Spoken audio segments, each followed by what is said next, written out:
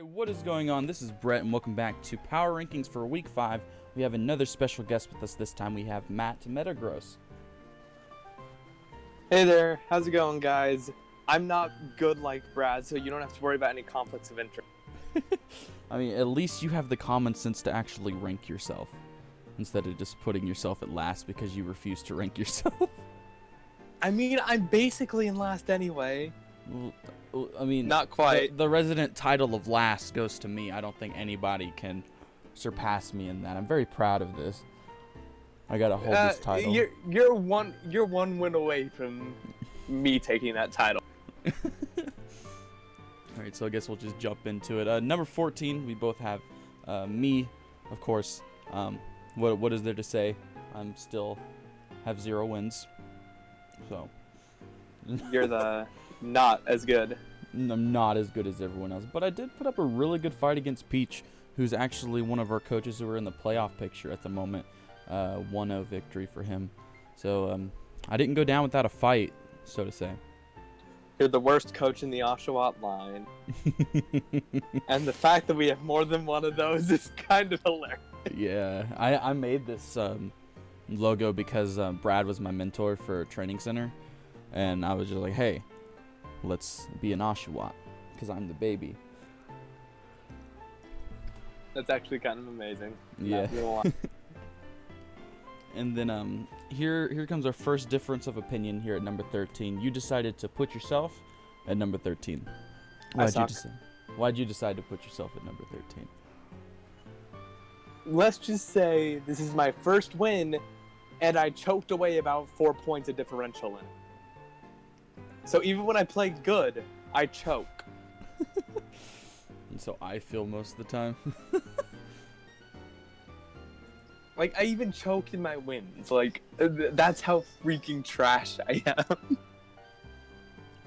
But I mean, I decided to put Splurge here at number 13 though, below you, because his only win is versus me.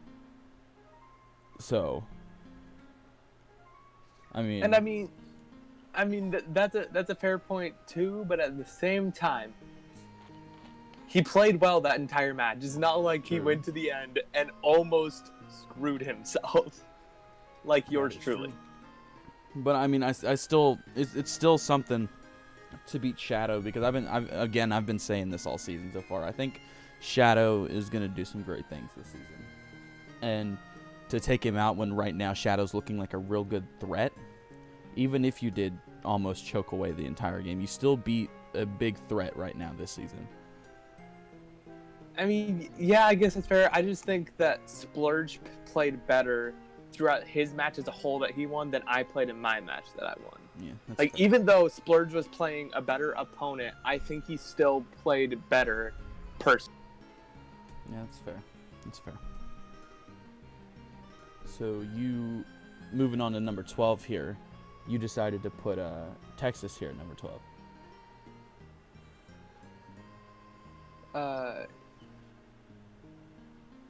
Yeah. I just realized I've been saying Splurge instead of Texas, and I am sorry. It is Texas, not Splurge. Names are hard. Names are hard, guys. Hard. I apologize to Splurge. Wow. Oof. Anyway, yeah. Reason still stands. Reason still stands. So, even though I had the name wrong, reasoning still stands. So Texas's only win was against, let's see, he won this week as well. Who did he win against? He won against, he beat Splurge. Texas beat Splurge.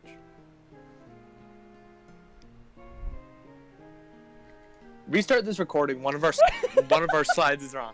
One of our slides is wrong. You and you're in the, okay, hold on, pause it. Okay, we are back. Matt confused himself. His technical difficulties. Technical difficulties. His pick is still right. So just explain why you have Texas here at number 12. So the reason I have Texas here is because of the fact that I feel Texas's individual games have not been impressive as splurges. I realize that Texas won the head-to-head, but in terms of how they've been performing throughout the entire season, I feel Splurge has been doing just that touch bit better. Mm-hmm. And that's kind of what I was trying to do, was more throughout the entire season than just looking at that one matchup. Because, that one matchup could have just come down to Texas having a good matchup, or one of them just having an off week, or one of them having a really good week, or something like that. So that's why I prefer to look at seasons as a whole rather than individual matches. The reason why, I guess since we're kind of transitioning here on a number 11, because we're talking about Texas, I have Texas above Splurge and you because I don't have him above you because your win is over Shadow, and it was a less convincing win. I put Texas above here because his win over Splurge was a 4-0, but Texas, at the moment, he has higher differential as well than Splurge does. He has -11, Splurge has -15. I feel as though Texas has been able to keep it a lot closer in his matches, and it's just like the prep that he's been doing hasn't necessarily been working, but he's still been able to keep it close per se. And like I'm just going off of based on differential, and then also the head-to-head is why I put him over you two. So there's that. And yeah, I definitely understand that argument. I was more looking at how I felt he played in the match individually, but looking at results, I also understand that he has had the worst results out of the three of us. Yeah. Alright, since you've talked about Splurge already, we'll move on to number 10. You have Shadow here at number 10, while I have Static, so we're doing a little bit of flip-flop, so I guess we can group our 9 and 10 here together. Shadow lost to me, enough said. Shadow lost to you, enough said, huh?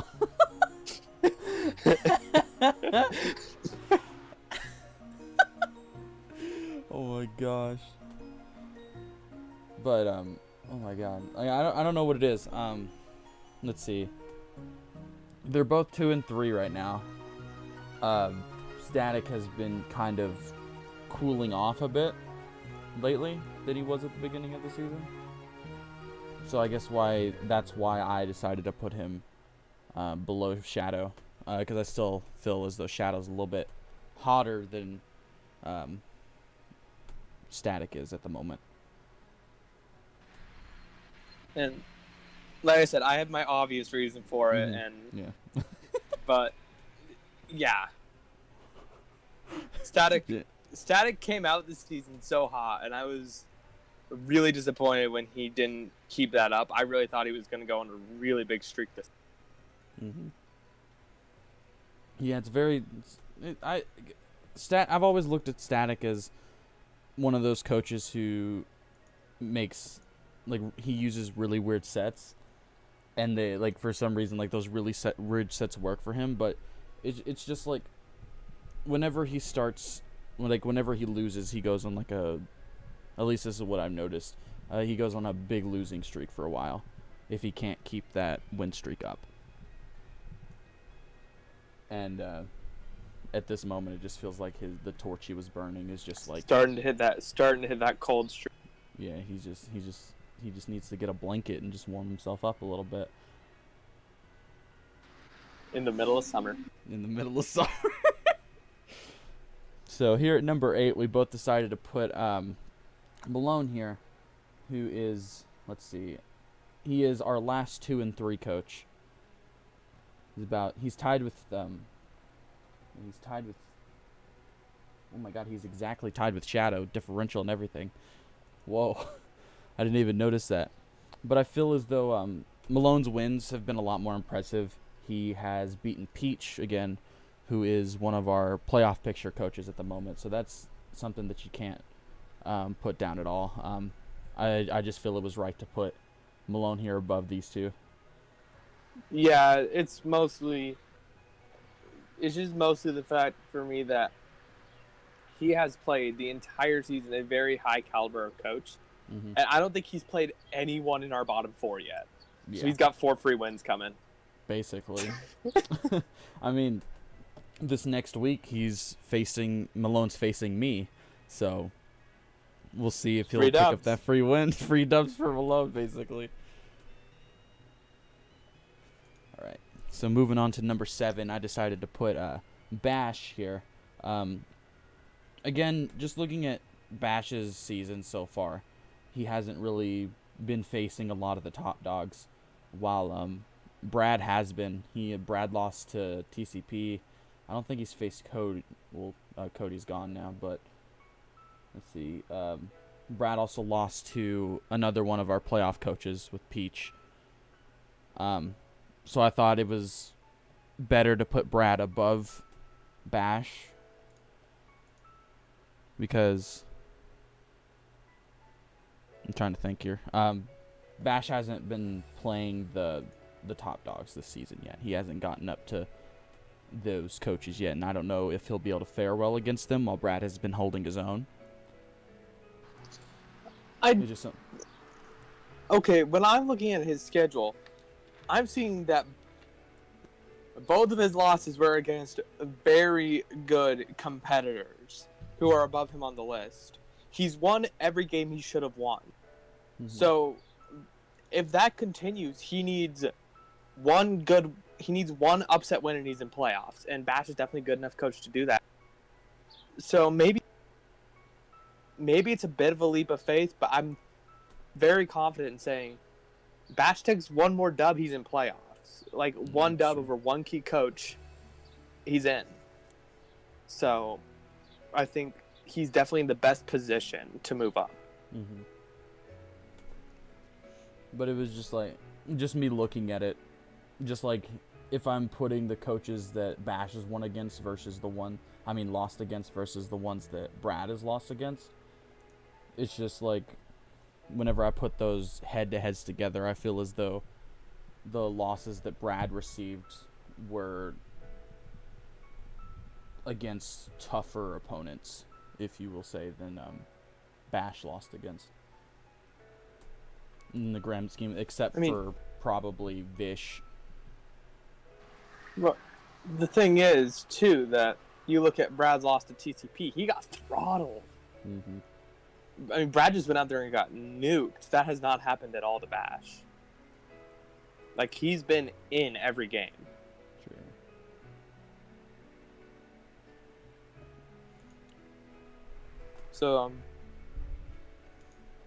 So I guess moving on to 6 here, that's the reason why I put Brad above Bash. But you have Peach here at number 6 below Bash. Why don't you tell us why you have Peach below Bash? I'm not gonna lie. I have not been impressed with Peach as everyone else has been. Now, don't get me wrong, he's been doing very, very well. Mm-hmm.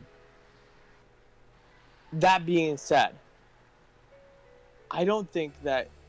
I mean, he's similar to Bash in that he's beat who he's supposed to beat, and he's lost to who he's supposed to lose to. But he hasn't been... How do I explain this? In those losses, he hasn't seemed as competitive as Bash has seemed. I think Bash has seemed a lot closer to jumping over that level. Mm-hmm. I think all three of these coaches they're all in a position right now where they need one key win to launch themselves into the playoff picture. Mm-hmm. And I just think Bash is playing closer to that top level than the other two. It's just like something that we'll have to keep watch on Bash from, because he still has a lot more of these top competitors to go that he's facing. So does Peach. But right now, Peach does have that one win over Bash, which is another reason why I decided to put Peach above Bash and Brad here. But again, Bash has still been playing really well, don't get me wrong. But I just feel like I'm rewarding Peach for his efforts of winning those 4 games and only dropping 1 loss so far.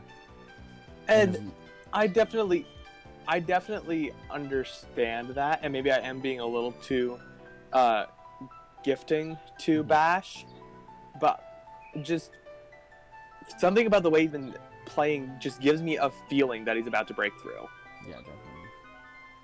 So maybe more of a prediction than how he's done in the past, but just based on the feeling I get when I'm watching him play, I feel like he's right there. He's right ready to make a. I guess we'll move on to number 4, since we're kind of lumping all of these guys together. There's no reason really to talk about them more than once here. Moving on to number 4, we both have TCP here, who had a pretty, well, I'm not going to say tough loss against Ian this week. It was a very fun game to watch. It was very down to the wire. But Ian pulled that win over TCP, and TCP got the 2-0 loss, I'm pretty sure it was. I think. Let me check that. Yeah, no, it's 1-0. Right That's very close. 1-0 loss. Wow. Yeah, definitely. Ooh. That was rough. But I don't feel like TCP played bad at all. That was just a really good match between two top competitors. TCP's just in that unfortunate middle ground of, I'm not putting him down because of anything he's done wrong. I just think the 3 guys above him have done more right. Mm-hmm. So if I'm looking at TCP, I'm not telling him to change anything. I'm saying, keep doing what you're doing, and that Ian game will swing the other way. Something else is going to happen, and you might end up in the top 2. Yeah, definitely. He's right there.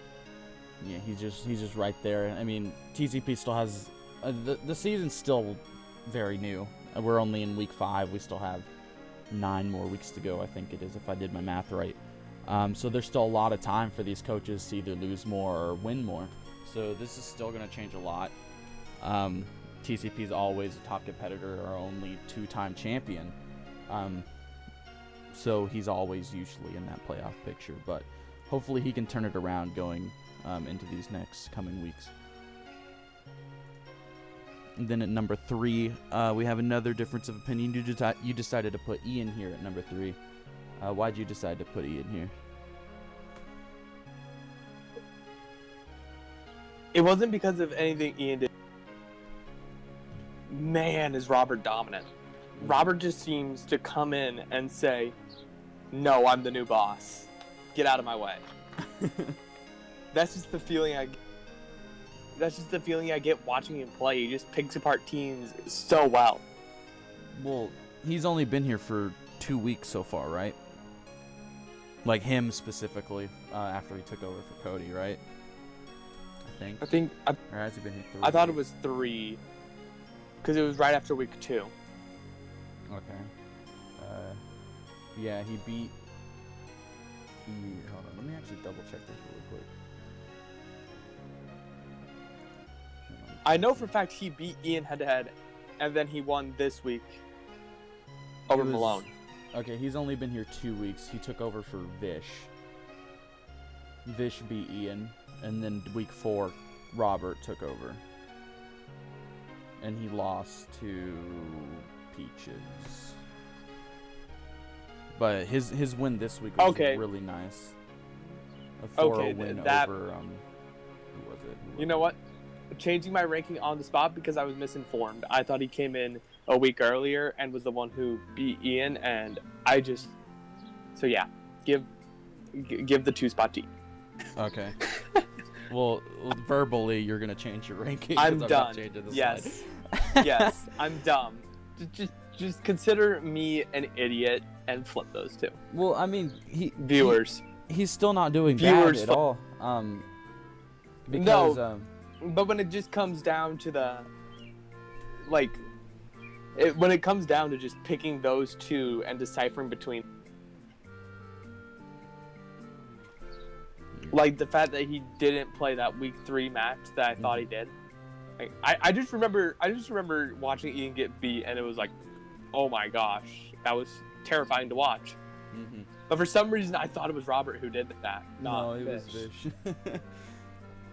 But Robert's win this week over. Who was it? I keep forgetting who he won over. Melone. Well, yeah, he beat Malone in a very convincing fashion. There's still a lot from Robert that we haven't seen because he is this new coach that's coming in. But so far, he lost 2-0 to Peaches, which isn't that bad of a loss. It's just 2-0. And he won 5-0 over Melone this week, which is a really good win. I'm just looking at it at the grand scheme of things, he's only played these 2 games, and Ian has played more games than him. I just feel it's right to put Ian above there because we haven't really seen much stuff coming from Robert quite yet to really get a grasp on how well he's that's playing fair. as an individual. And just the fact that this is my first,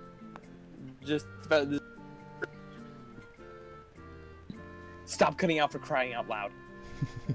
Just the fact that this is my first power rankings and I haven't had the consistency of analyzing these teams week to week, I'd probably have a different perspective on it because I'm just jumping in right now. So that's... Yeah, definitely. But at number 2, since you changed your ranking on the fly, we both talked about Ian here already. Who's doing a lot better this season so far than he was last season. It looks like he's finally buckled down because whenever Ian has the time to prep well and think about his matchup, he does significantly better than whenever he just does it on the fly. Than I've noticed. And I feel like that's most people. There are a very specific few people who prep better in short times. Like speed prepping is their thing. Yep. But for most people, I feel like just that time commitment is amazing. But his efforts are clearly showing, and he only has 1 loss, and we have him here at number 2. And then at number 1 here, we have the 5-0 coach, Sketch, who took over for Cody. This was his first week, and who did he win against?